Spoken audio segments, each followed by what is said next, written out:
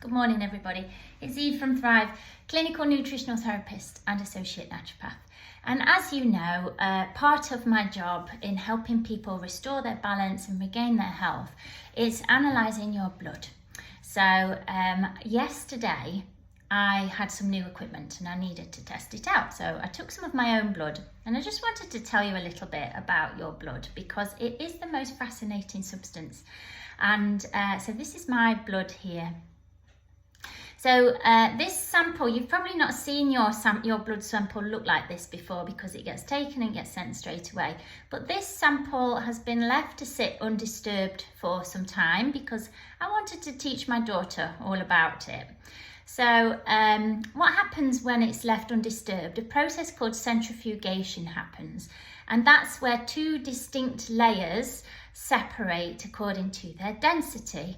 So the the heavier blood cells sink to the bottom, and this top more yellowish section is called plasma.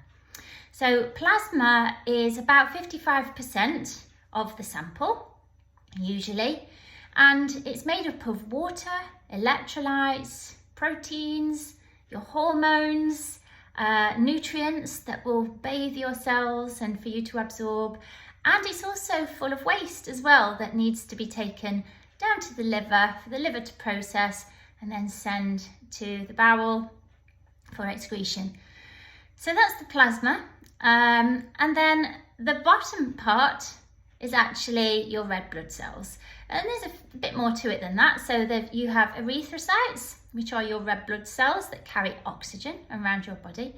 And it's also got platelets, which are thrombocytes. And they are responsible for clotting and preventing excess bleeding. So some of the proteins found in this top part are, you might have seen them on your blood test before, albumin, globulin, and there's also fibrinogen, which you don't normally see on a blood test. And albumin in this plasma helps maintain the osmotic pressure of your blood. And globulin transports vitamins. It's a bit of a taxi that takes things about the body. So it transports vitamins and certain metals like iron and copper. And then fibrinogen, again, is used for clotting. So if you look very carefully, if I get this very close, you'll see just between the two layers, a little white ring. I don't know if you can see that very well on here. You can just make it out. That's the bit I love. That is called the buffy coat. And the buffy coat is made of your white blood cells and a few platelets as well.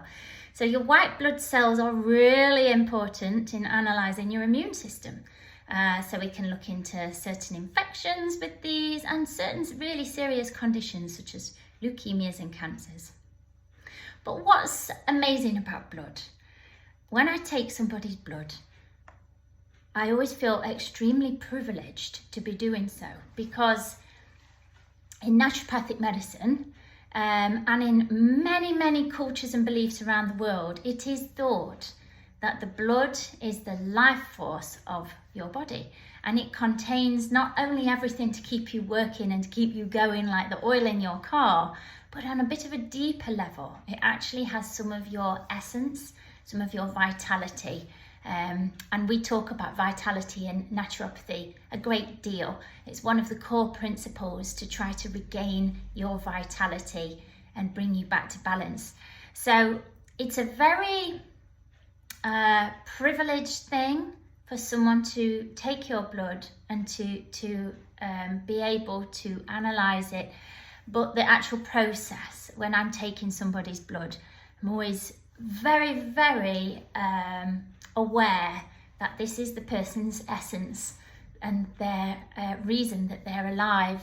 So me and my daughter were sat talking about this last night, giving her a bit of a biology lesson, explaining all the bits that I told you. And then we were talking about, actually, you know, you think that the heart is so important or the brain is so important, but both of those things depend on blood.